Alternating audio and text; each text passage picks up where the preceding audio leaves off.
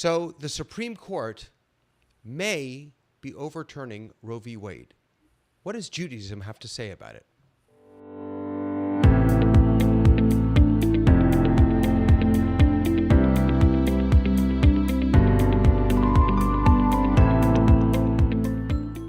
Hello, everybody. Welcome to Face to Face. Hey, Rabbi Litwak. I'm Hello, sorry. Rabbi. I'm sorry. Rabbi No, Dr. Litwak. it is inappropriate to be called doctor with an honorary doctorate. I am Really? honored. Yeah, you shouldn't be called doctor. You, Oh, you gotta you gotta write a thesis and you got a to earn it. dissertation.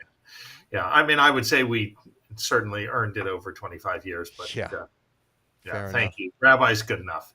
Okay. Uh, All right, you got it.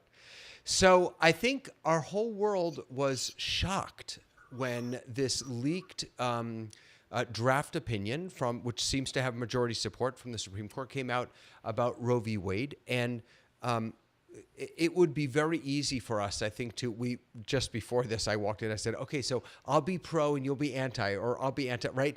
It's very easy for us to jump to sort of the moral arguments and where we each stand on this, but what I am really interested in learning today is what let me change my question. Is there a Jewish perspective? And if there is, what is the Jewish perspective on abortion?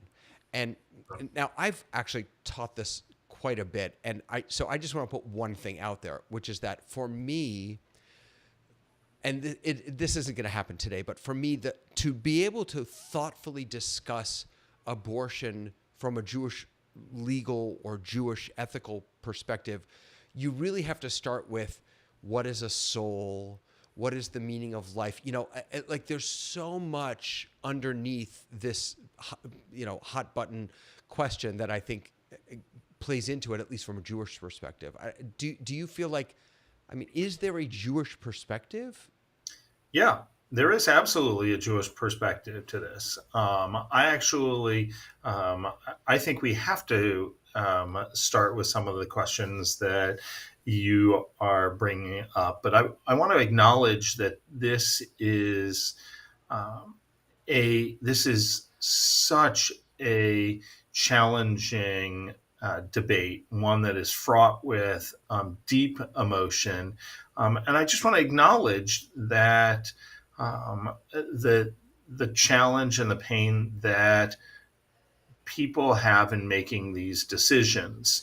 It's easy for us to sit in easier for us to sit in the ivory tower of Jewish legal opinion or belief and be able to say what we're going to say, but that then we have to tangle with real life, and this is not a black or white issue, and it's one that stirs deep feelings on both sides of it. Those deep feelings are based on very differing religious views of life, right? And when life begins. Can I actually throw one other piece in here, Rabbi? Because you just made me think of it.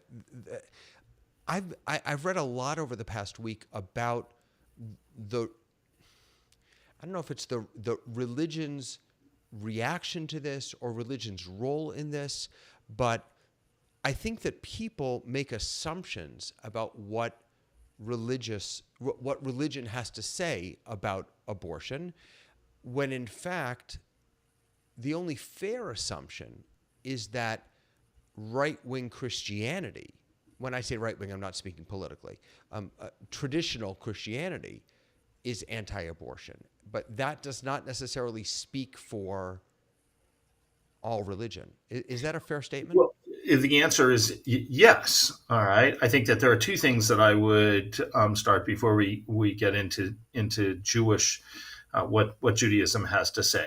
One is that and I'm going to say we in the Jewish community, don't believe that religion has no place in this debate.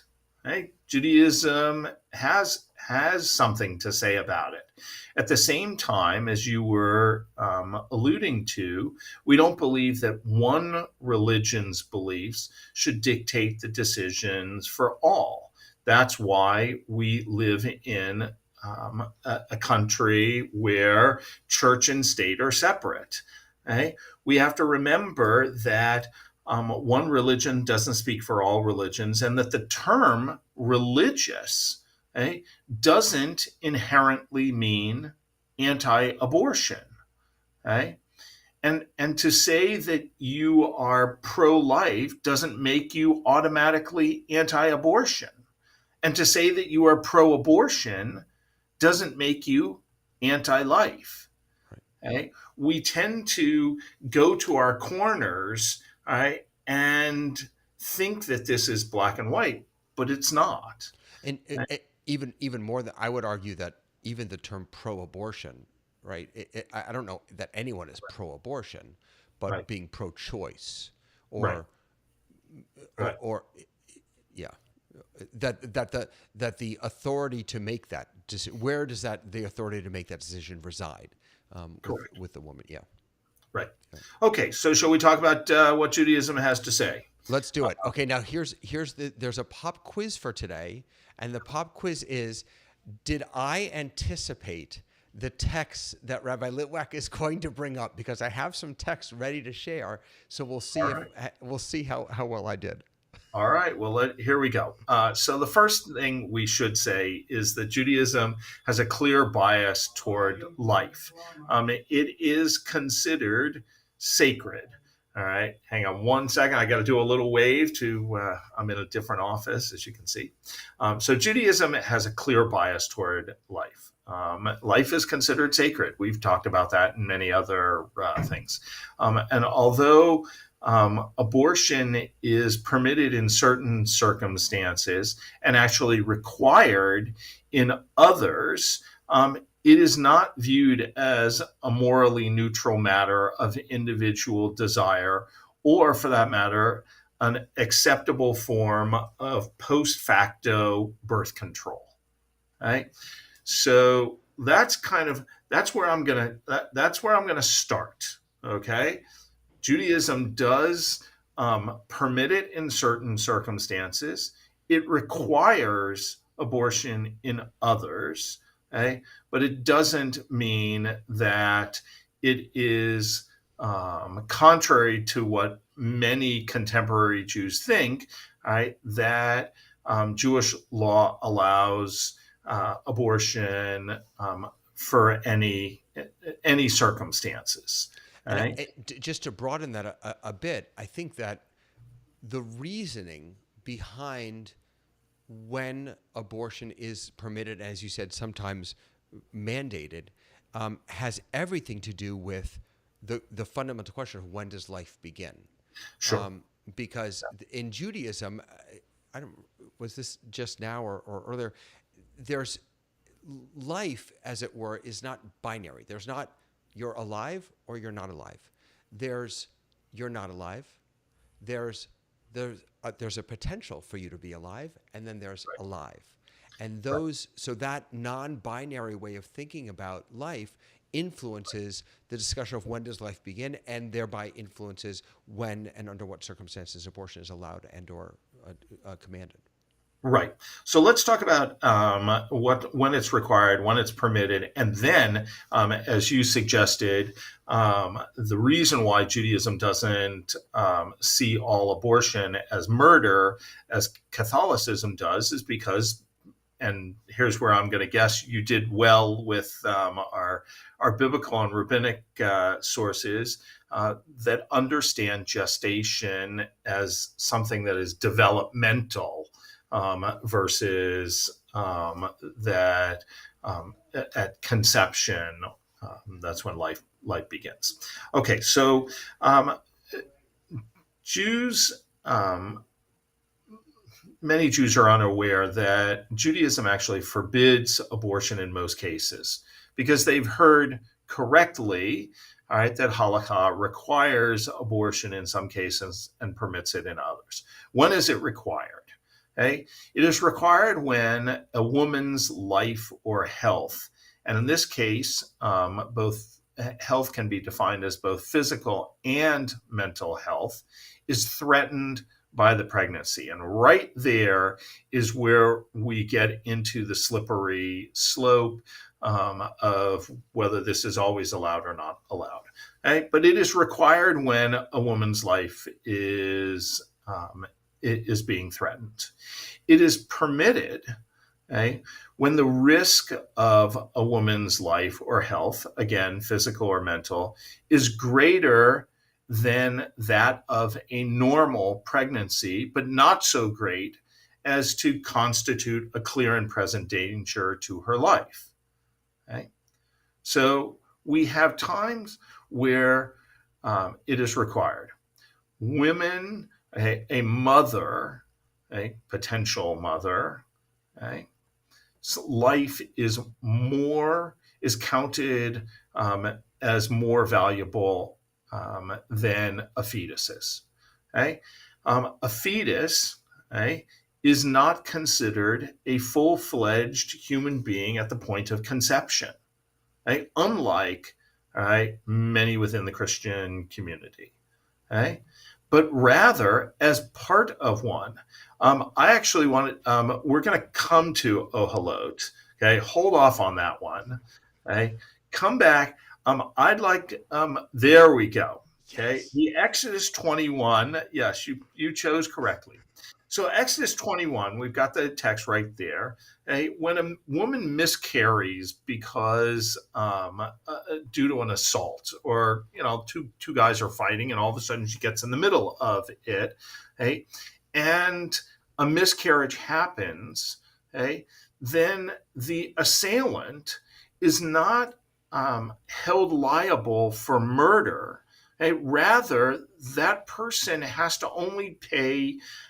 In this case, they're going to be fined, but what's the fine, or how is that determined? It's determined by the lost capital value of the fetus. Now that sounds pretty awful, but what's really key here is that if we saw the fetus as a fully human life, and it was terminated because of this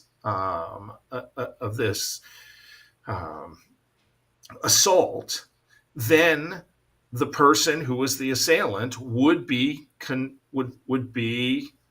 responsible, for a capital murder.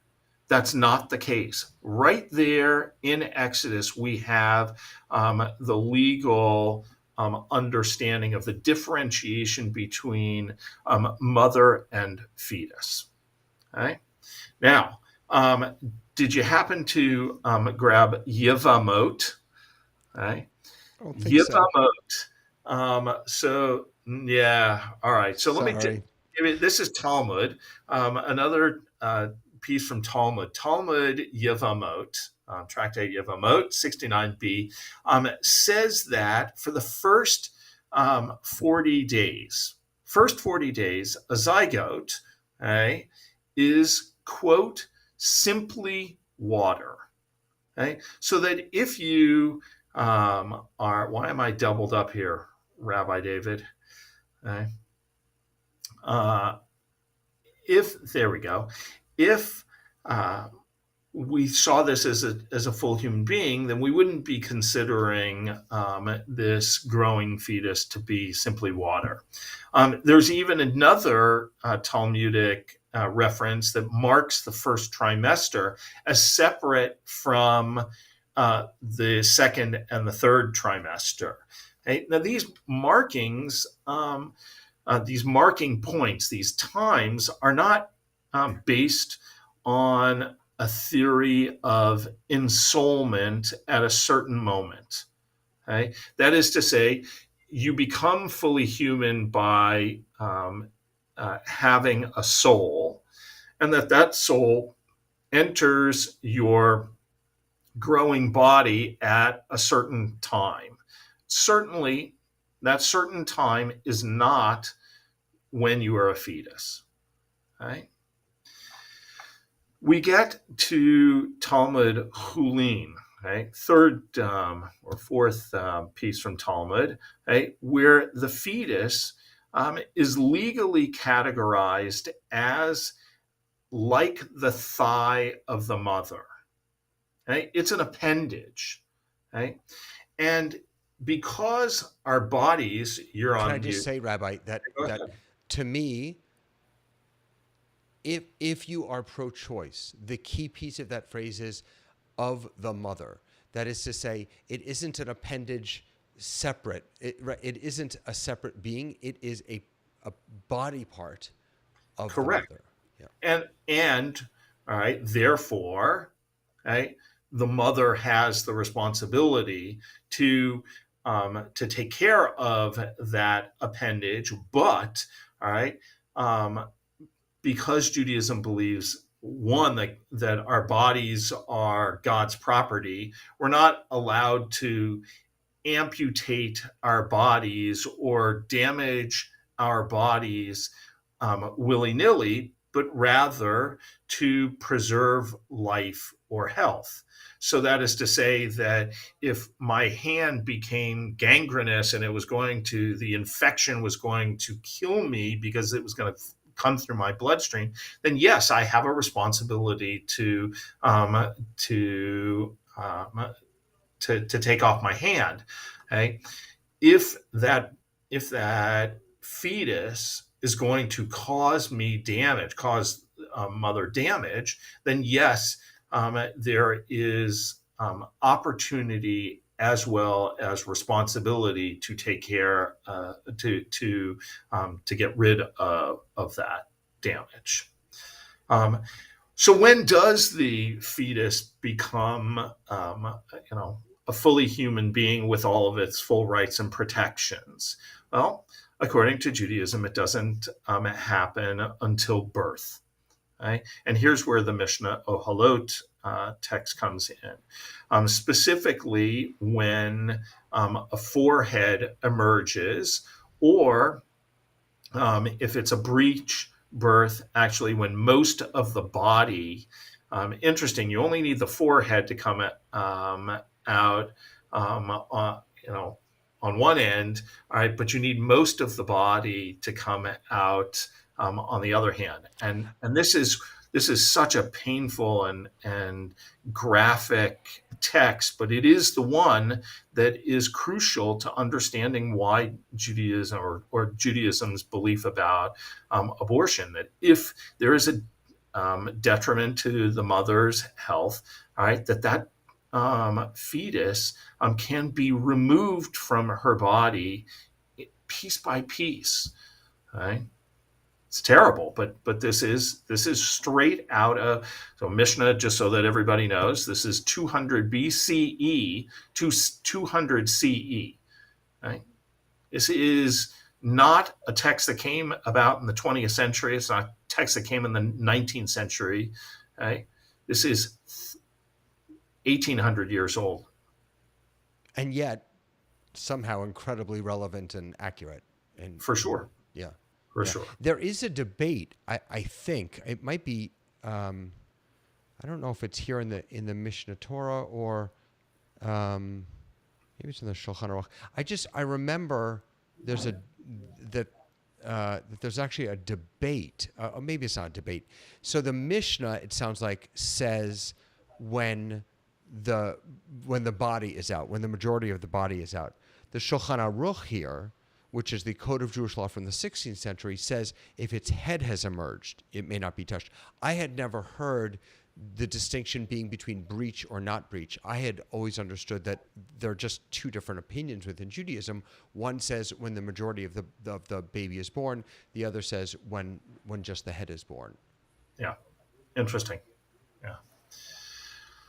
So, Sorry, I know I'm jumping ahead a little bit, but I also just want to note that in this Shulchan Aruch text, the other piece that to me is very, very interesting is that it does mention cutting up the embryo while inside her, but it also says whether with drugs or by hand. And so again, 500 years ago, they were aware that drugs could be a form of or a tool used for abortion. And this last piece of it, this is really what this gets to the heart, I think, of Yeah. that it's about protecting the mother, right? That Right. So the yeah, yeah, go ahead. let's talk about since it is like a rodef. What is a rodef? A rodef is a pursuer. A pursuer with the intention to kill. Right. Uh, and in this case, there is plenty of thinking, right, about how we protect ourselves. Right? A rodave can be somebody who's an axe murderer who's coming after you, or it can be, right, something that is attacking your body, right, internally. And how do you remove that? All right, because if you don't remove it, it will kill you. Right.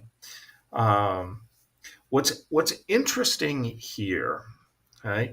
Well, there is plenty of legal thinking around the fetus as a rodef, where I think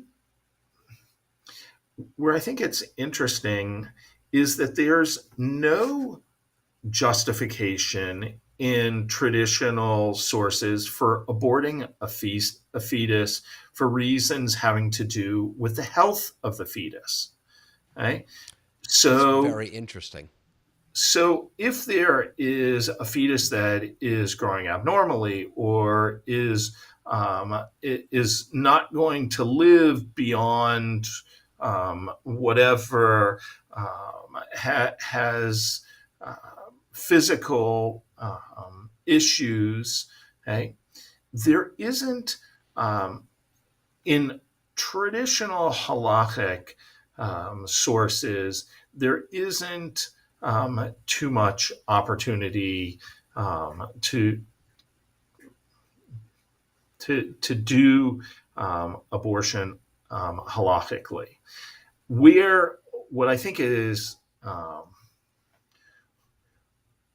we know a lot more now than we did 100 years ago, and so what I think is where Judaism's a little more pliable is that we use the ability or the possibility of abortion because of mental stress as the justification.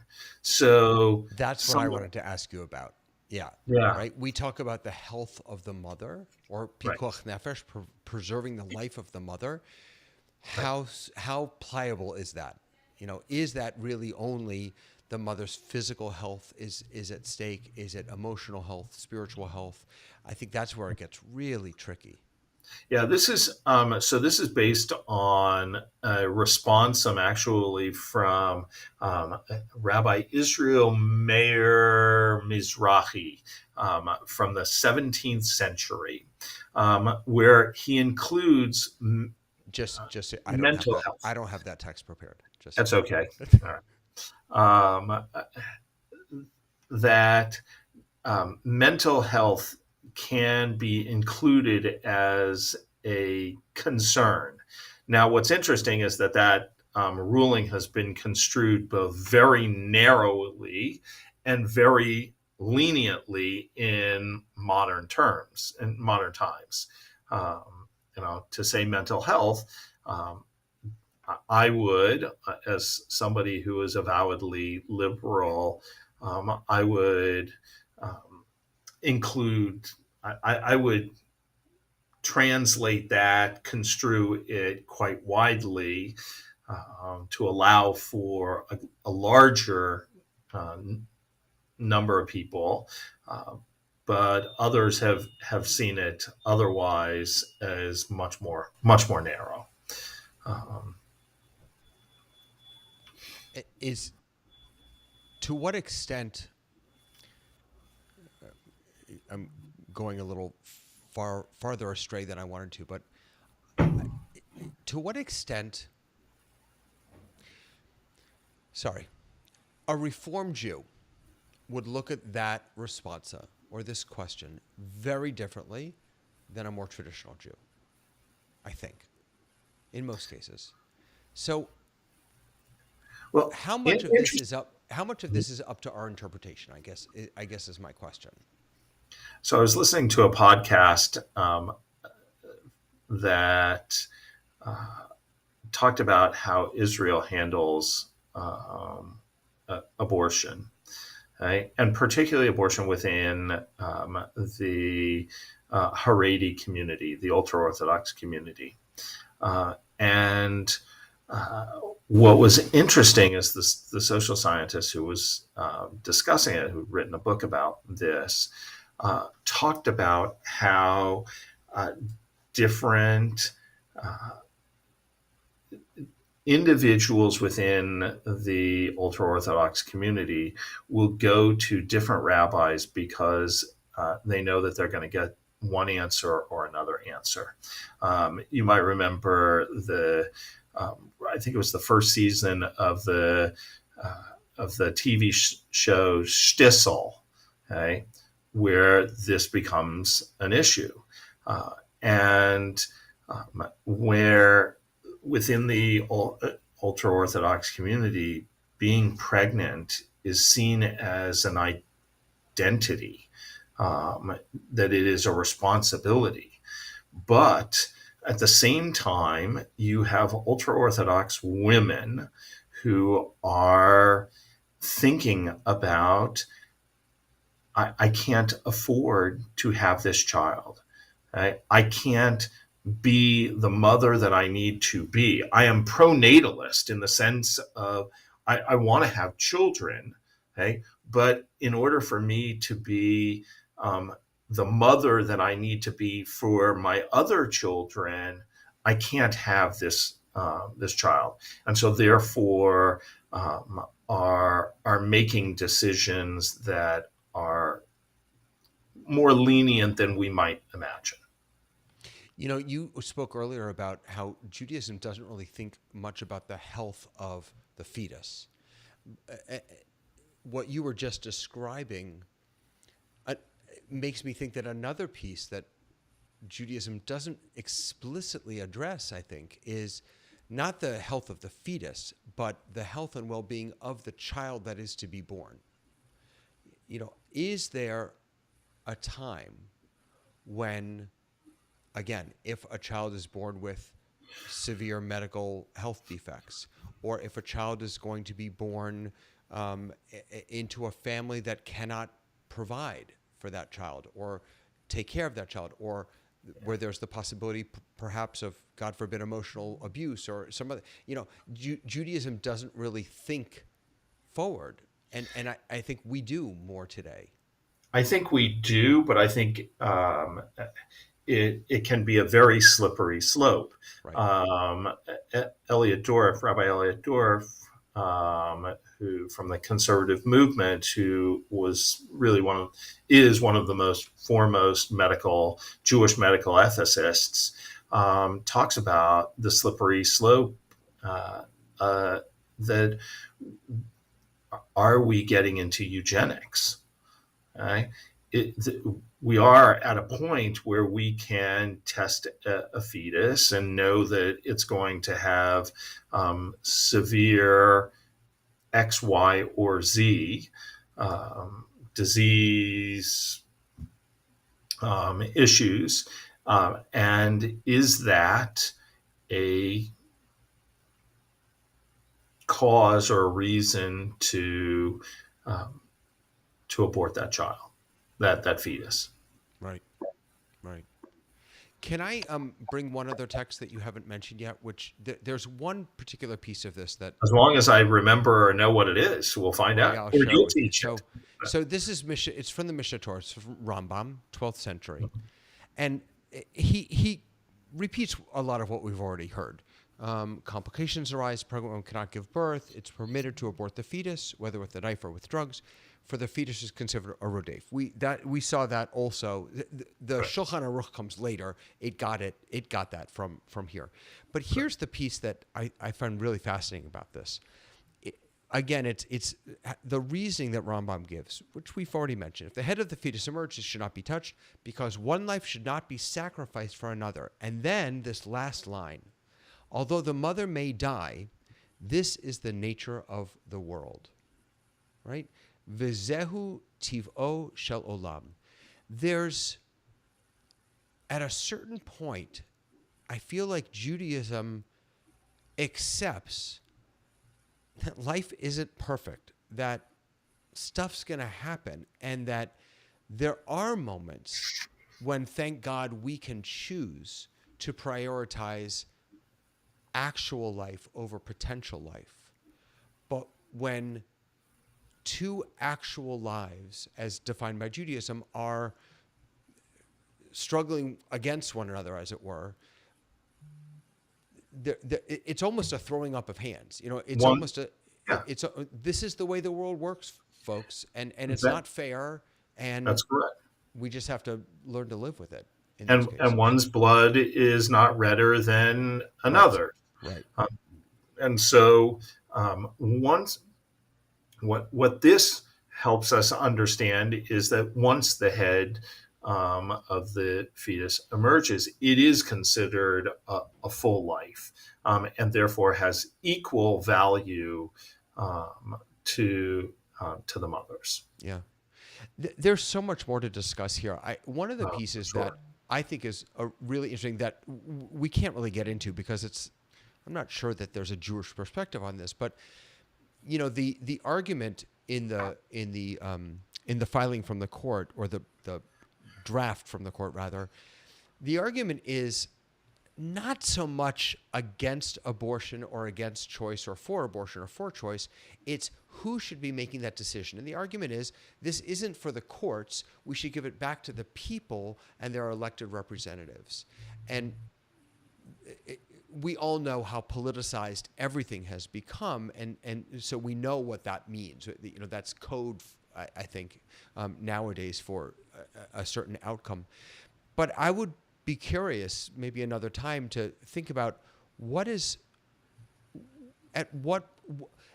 it appropriate that a court should be making a decision like this, or that it should be majority rules, that whoever we elect as a majority, they are the ones who get to make this decision. Neither of those sit comfortably with me, because ultimately I think that in certain cases, according to Jewish law, it's the woman who should be making the decision, not the court or the elected representatives. Correct. I'm going to let that sit and just Yeah. throw out two other things for us not to get to, which is the challenge of where racial justice intersects with this, because the truth is Absolutely. that restrictions on reproductive health care disproportionately impact communities of color, right? And where that plays in, what Judaism would say about that. And then, as you alluded to, government involvement. How do we feel about government's involvement in inserting their own beliefs? Hey, what is so upsetting about this is that the overwhelming majority of Americans, right? Forget Jewish Americans, because Jewish Americans, it's even more so. 80 to 90% of Jewish Americans believe in women's right to an abortion, right? But I think it's 60 some percent of Americans do not want us to return to a pre-Roe v. Wade America, right? And if I can use one more um, text. Right? There's one in Horayot. Right? Horayot says that one doesn't issue a decree, right, upon a community unless the majority of the community is able to withstand it. You can't just come down and say this is what the law is if the overwhelming majority of the community couldn't handle that. Okay? Well, should the Supreme Court overturn Roe v. Wade, okay, and return abortion policies to the states, okay, then the majority of the American population would not be able to withstand this because they disagree with it. Which means vote, vote, vote, vote, vote. Correct. Right? Well, thank you. This is Yeah, a tough one. it is a tough one. I think takeaways are it is not as simple as you thought. That Correct. there's a lot to this. It's as it should be. It's a deep, thoughtful, complex discussion that needs to be had. And I would encourage anyone who is watching, if you have questions about this, send Rabbi Litwak a message. Send him first, but then if he's not available, send me a message. Because this is the kind of Torah that we should be living. We should be learning what our sources have to say and then making thoughtful decisions inspired by those sources. I will only add to that. This is why when people say to me that politics don't belong on the bima, I say that Judaism, if in order for Judaism to mean anything, it has to have something to say about what is going on in the world around us. And in this case, you see it in not black and white, you see it in color, how this has been a thought process over centuries, Absolutely. millennia. Absolutely. Amen. Thank Thank you, you, Rabbi sir. David. I'll see you next time. Bye, On everybody. face-to-face. Bye.